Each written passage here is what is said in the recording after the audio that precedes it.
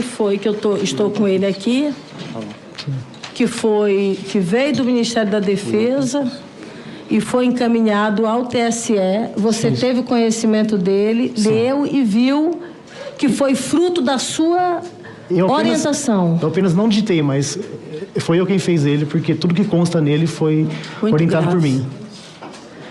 Ou seja, esse relatório foi construído, foi orientado, foi elaborado pelo Walter Delgatti. Lembrando que os servidores do Ministério, eles cursaram a faculdade de TI, são professores, são tudo, então eles aprenderam o caminho correto. Eu que não tive o curso nada, eu aprendi errando. Então, é muito mais fácil eu verificar ali alguma porta aberta ou alguma vulnerabilidade do que eles que aprenderam o caminho correto. Por esse motivo que tudo que consta no relatório foi eu quem disse lá em reuniões. Pronto. Walter, nesse momento de conversas com o Ministério da Defesa, você teve contato com alguém ligado por nome Jesus, que era um assessor ligado ao então comandante do Exército Brasileiro, que era o Freire Gomes. Você lembra desses contatos? Eu tive contato apenas pelo WhatsApp, pessoalmente não. Certo. E esse seu contato com este assessor, como se dava? Você tratava com ele sobre o quê? Sobre esse relatório? Esse relatório e outros, porque à época havia relatórios de um argentino que fez uma live, um relatório, e também outros relatórios que pegavam o resultado da eleição, que estava no site do TSE, e faziam relatórios. Ele me enviava e pedia que eu autenticasse, só que com dados que estavam no TSE. Porque o relatório, ele pega o banco de dados e a partir do banco de dados ele cria o relatório. E a ideia dele era que eu fosse no relatório, fosse até o site e confirmasse se realmente aquele dado que estava no relatório constava no site do TSE. Então, por diversas vezes eu realizei essa autenticação de relatório a ele. O Jesus, ele trabalhava nessa área mais de tecnologia? Ele é do Alto Comando do Exército. O Jesus, o assessor, que era o assessor do Freire Gomes? Eu não sei se era assessor, mas ele fazia o meio campo entre mim e o general Freire Gomes. Ele estava nos acampamentos? Ele te passava vídeos, alguma informação do acampamento? Sim, ele enviava vídeos do acampamento de pessoas rezando, de pessoas chorando. Ele enviava algumas matérias que saíam à época, alguns vídeos. Por que ele te enviava esses vídeos? Porque acabou criando um vínculo de amizade entre mim e ele.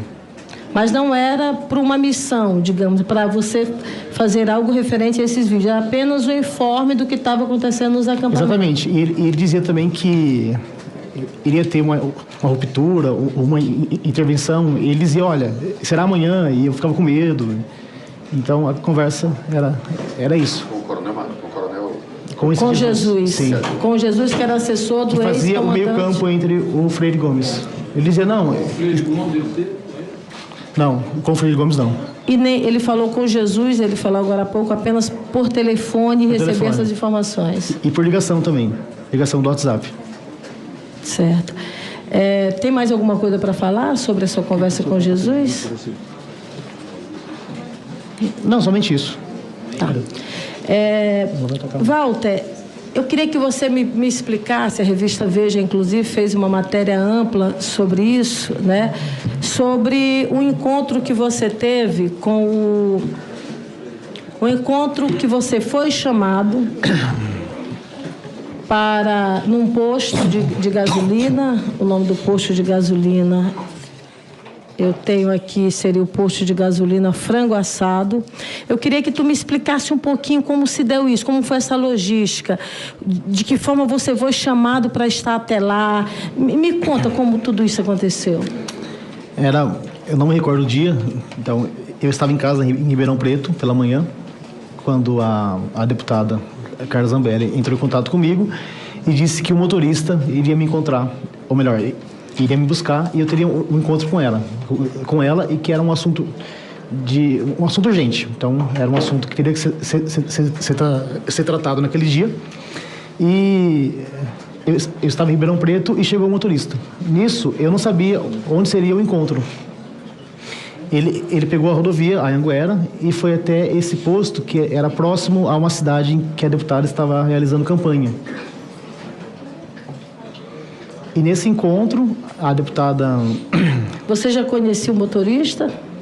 Esse motorista, não conhecia. Você teve medo quando...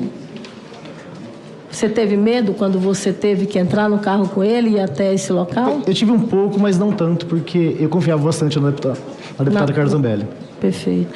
Então você segue até esse posto? Até esse posto, e nisso eu tenho um contato com a deputada.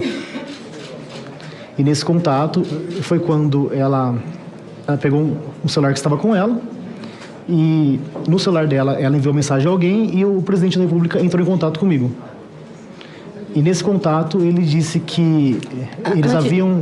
Antes de falar do contato, ela pegou um telefone novo ou era o telefone dela? Não, era um telefone aparentemente novo. O chip ou o aparelho? Era um chip e um aparelho, ela inseriu o chip, acredito eu que seja um celular novo. Novo que eu digo é que nunca foi usado. Um celular que foi usado apenas naquele encontro, ou apenas naquele encontro, né? E nisso eu falei com o presidente da República e, segundo ele, eles haviam conseguido um grampo, que era tão esperado à época, do ministro Alexandre de Moraes. Segundo ele, esse grampo ele foi realizado já, que teria conversas comprometedoras do ministro, e ele precisava que eu assumisse a autoria desse grampo, lembrando que à época eu era o hacker da Lava Jato, né? Então seria difícil a esquerda questionar? Sem questionar essa autoria, porque lá atrás eu havia assumido a Vaza Jato, que realmente fui eu, e eles apoiaram. Então a ideia seria o quê? O garoto da esquerda assumir esse grampo. Você está me dizendo que o ex-presidente da República, naquele momento no telefone, que a Carla Zambelli lhe passa em mão, lhe propõe você assumir um grampo do ministro do Supremo Tribunal Federal, Alexandre de Moraes, e, segundo ele, um grampo que já havia sido feito. Ele disse no telefonema que esse grampo foi realizado por agentes de outro país, ele me disse. Não sei se é verdade, se realmente aconteceu o grampo, porque eu não tive acesso a ele. E disse que em troca, eu teria o prometido indulto, e ele ainda disse assim, ó, se caso alguém te prender, eu mando prender o juiz. Ele usou essa frase. Não, eu não entendi. Ele disse assim, fique tranquilo, se caso algum juiz te prender, eu mando prender o juiz. E deu risada. Ele mandaria prender o juiz que porventura lhe prendesse? Sim, porque esse grampo, ele seria suficiente para alguma ação contra o ministro e que as eleições seriam refeitas, né? Você então... Ou melhor, que as eleições fossem feitas com a urna que imprimisse o voto. E você concordou em assumir? Eu concordei porque era uma proposta de um presidente da República. Ficaria até difícil falar não àquela... Eu queria até fazer um recorte sobre essa questão do grampo. Nesse momento ele fez referência a pessoas não do Brasil, mas de fora do Brasil, que teria já grampeado o ministro Alexandre de Moraes naquele momento. A imprensa brasileira noticiou, acho que até o senador deve estar aqui, e aí talvez até depois ele possa falar, mas na matéria que é colocada pela imprensa, a matéria do jornal...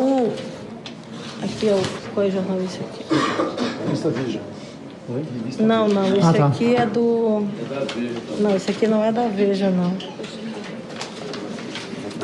Eu já falo aqui o nome do jornal. Não consta aqui, mas já minha assessoria me traz aqui. Está aqui, o jornal O Globo. O senador, naquele momento, afirma que este grampo teria sido... O senador Marcos Duval, que ele deve estar por aqui, talvez daqui a pouco ele possa falar.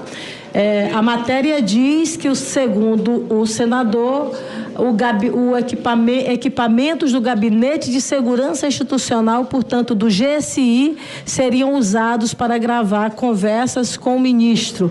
O senhor lembra se nessa conversa o então presidente teria falado GSI ou não teria falado? Teria falado apenas essas pessoas de outros países? Sim, eu me recordo que ele disse apenas agentes de outro país. Ele não falou sobre GSI ou sobre o senador Marcos Duval.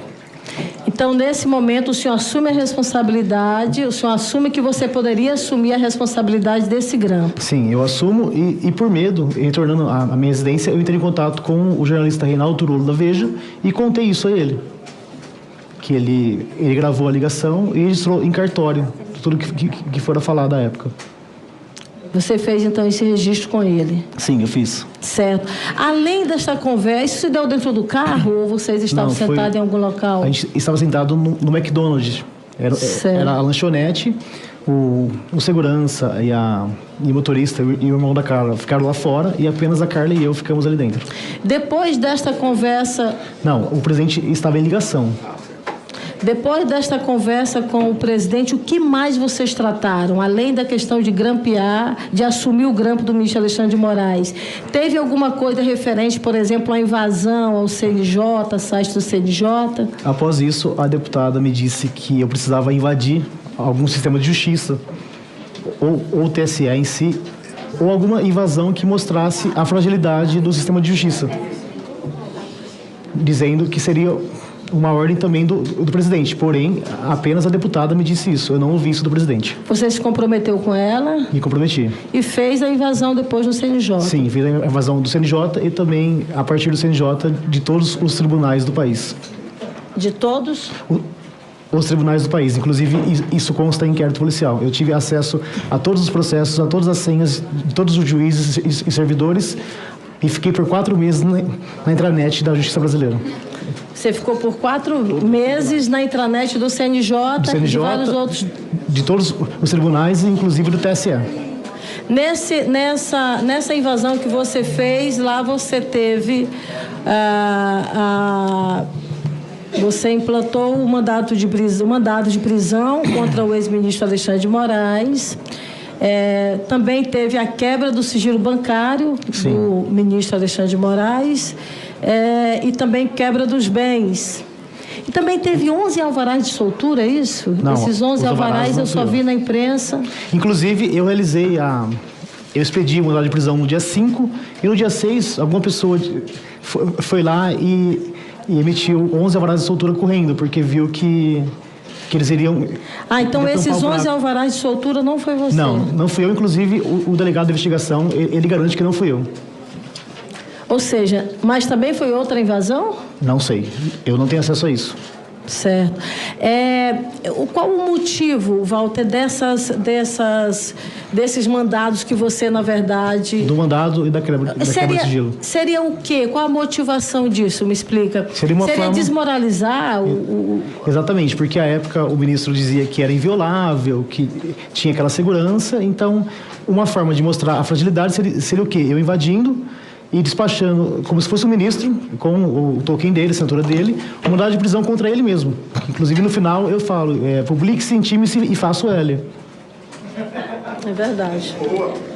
Que é uma coisa até engraçada, porque o sistema inviolável, uma pessoa sozinha conseguiu invadi-lo e emitir uma prisão, como se fosse o ministro prendendo ele mesmo. Agora, sobre essa minuta, esse texto desse mandado de prisão, quem fez? Fui eu. A deputada me enviou um texto pronto, eu corrigi alguns erros e contextualizei e publiquei a decisão. Mas quem fez o texto foi a deputada.